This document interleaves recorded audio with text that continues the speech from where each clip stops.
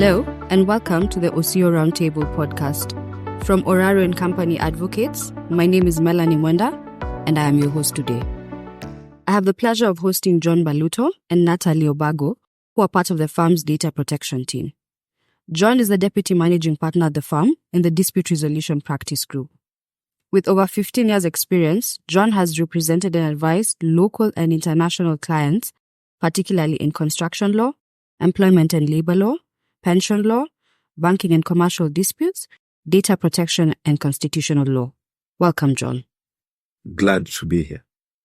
Natalie is an associate in the firm's Dispute Resolution Practice Group and specializes in general contractual disputes, employment and labor law, land disputes, insurance law, data protection law, product liability disputes, and constitutional law.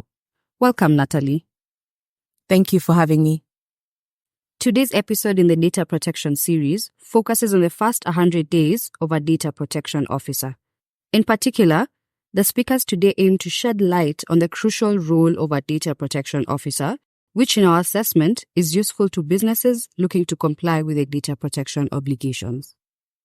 Natalie, who is a data protection officer? A data protection officer is a person designated to ensure that an entity complies with the data protection laws and regulations.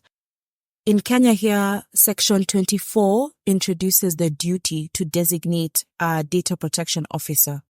And the United Kingdom's Data Protection Authority, that is the Information Commissioner's Office, highlights some of the roles of a data protection officer. And this includes that a data protection officer helps to monitor the internal compliance of an organization, helps to inform and advise on the data protection obligations to which an organization would be bound by.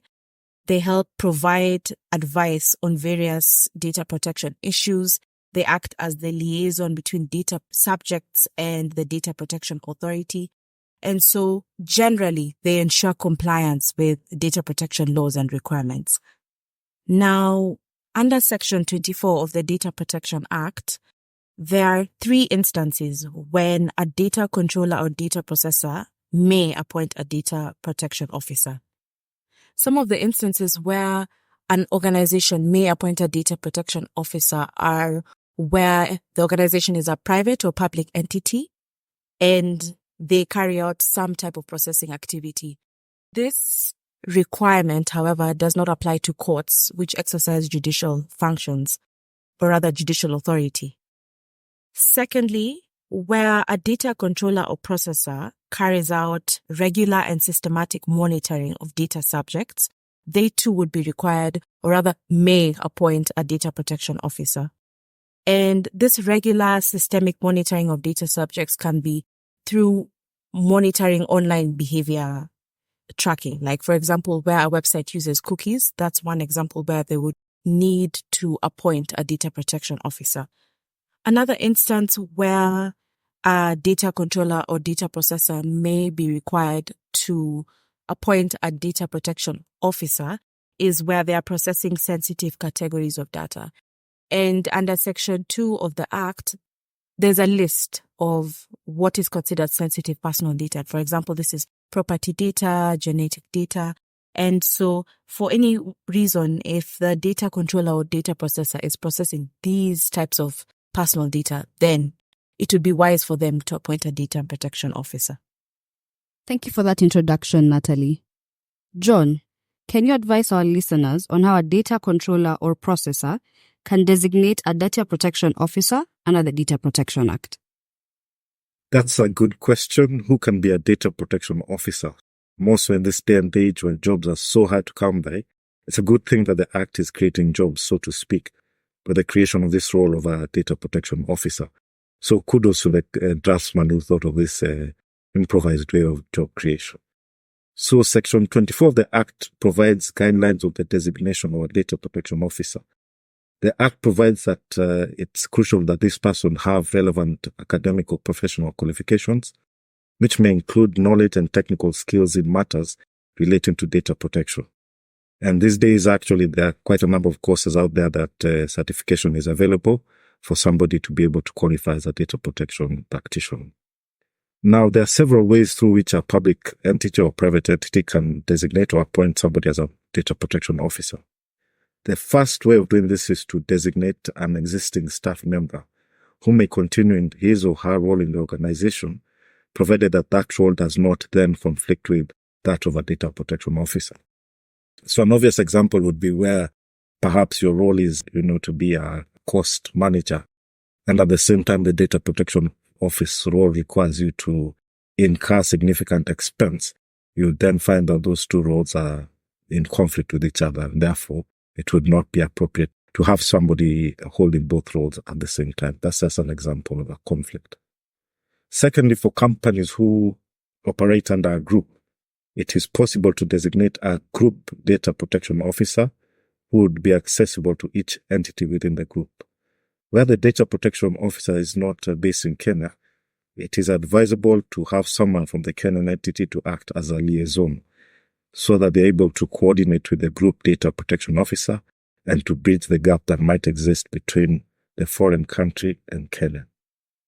Also, where the data processor or data controller is a public body, a single data protection officer may be designated to serve several public bodies, provided that there's some harmony or commonality in their organizational structures.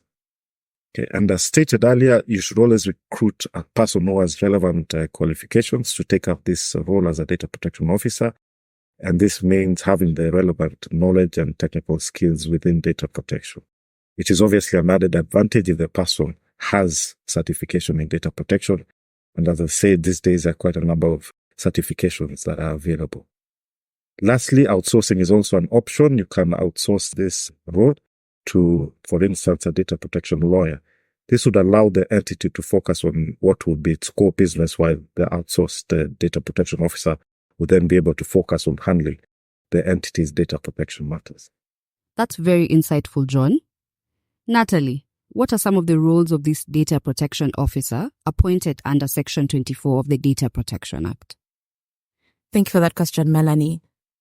So now looking at Section 24 of the Data Protection Act, we see that data protection officers are required to ensure that the data controller or processor complies with the provisions of the Act, be it registration, be it the rights of the data subject. They need to ensure that the organization is aware of these obligations and that it complies with these obligations. Secondly, the data protection officer is required to build capacity in respect of the Data Protection Act and any other regulations with respect to privacy. And so that means training the staff on how this act operates, what they need to do, what are their obligations, and how they can ensure compliance, even among themselves as employees. And thirdly, the Data Protection Officer acts as the liaison between the Office of the Data Protection Commissioner and the organization. And so the Act prescribes that this Data Protection Officer cooperates with the Office of the Data Protection Commissioner.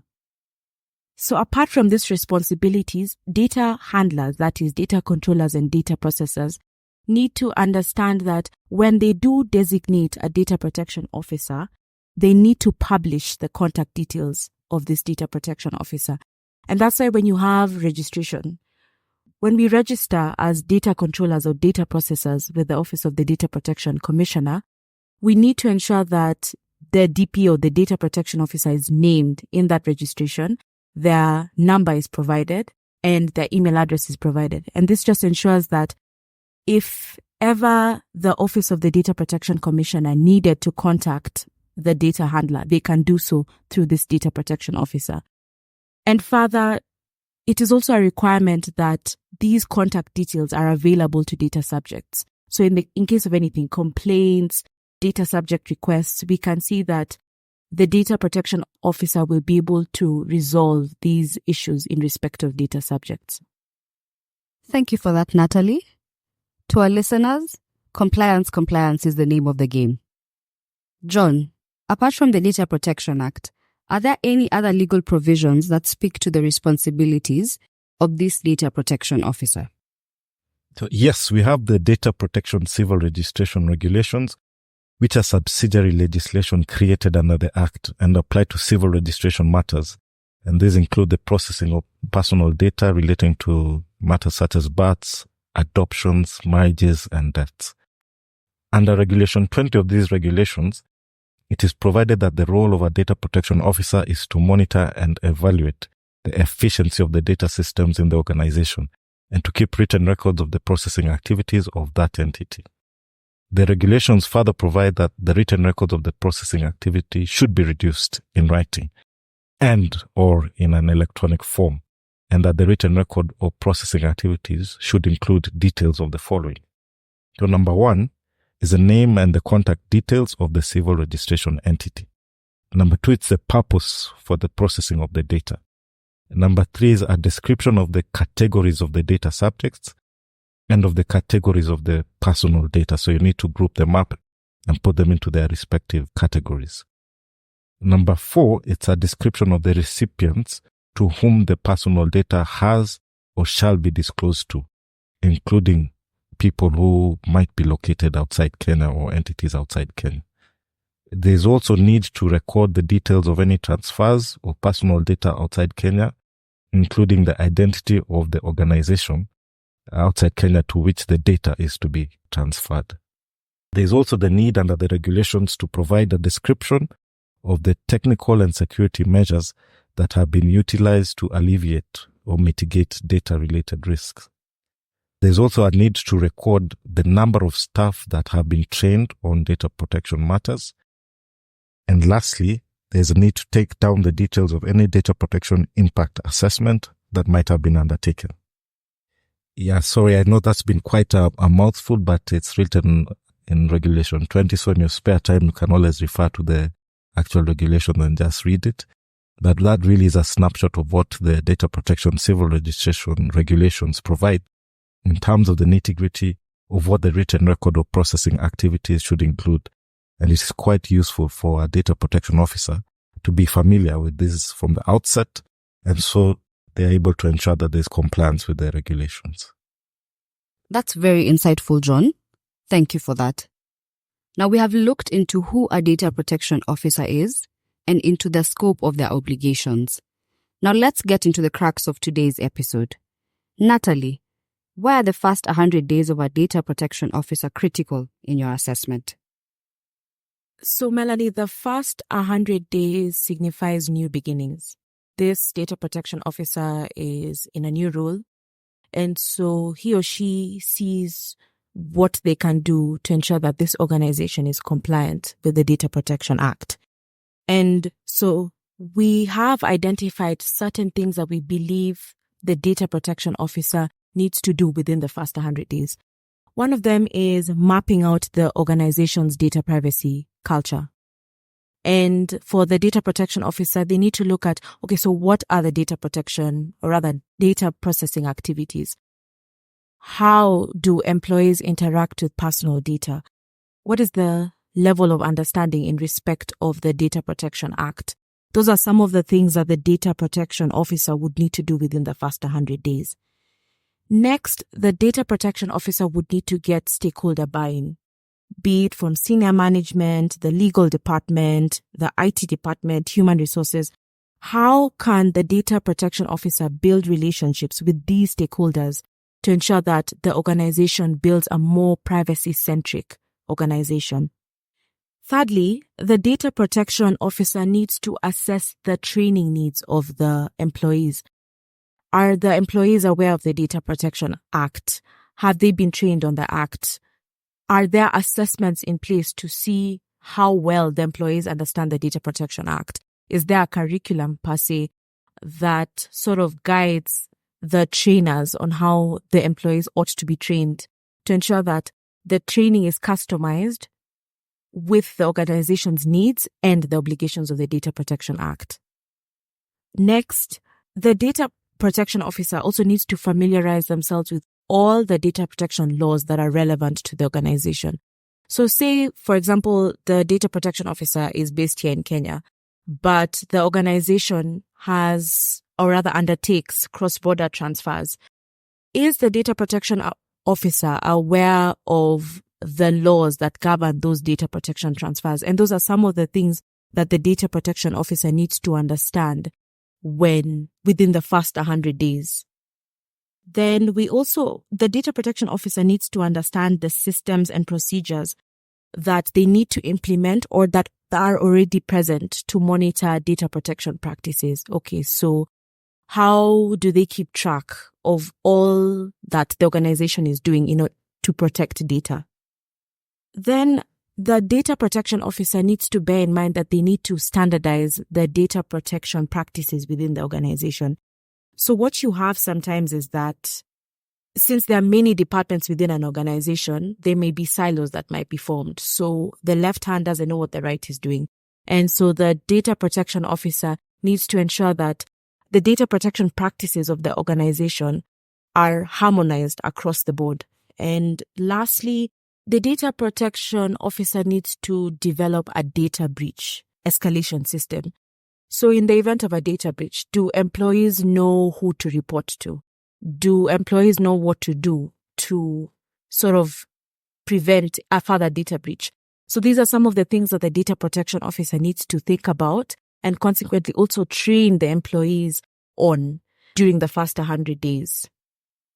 And so, yes, Melanie, those are what in our assessment are critical things that the data protection officer needs to do within their first 100 days to sort of set the tone and set the pace for this organization to be compliant with the Data Protection Act.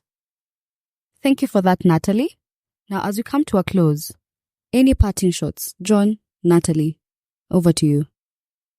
Yeah, so for me, it's just to encourage all data protection officers out there, it's not rocket science. It's not something that should be too difficult to overcome.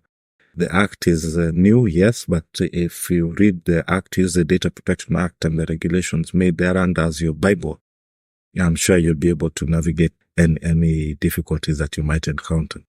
A word of encouragement really is all I'd like to part with to all the data protection officers out there. I think what I'd say, Melanie, is that as a data protection officer, you constantly need to see how best you're ensuring compliance, or rather you're ensuring that the organization is compliant with the Data Protection Act. I'd say, as you've said earlier, compliance is the name of the game. Thank you for that. If you found these discussions enlightening, we invite you to listen to more of this and other episodes in our data protection series, which will be streaming in the next couple of weeks. We value your feedback, and thus we encourage you to reach out to us on our social media channels using the hashtag OCO Roundtable.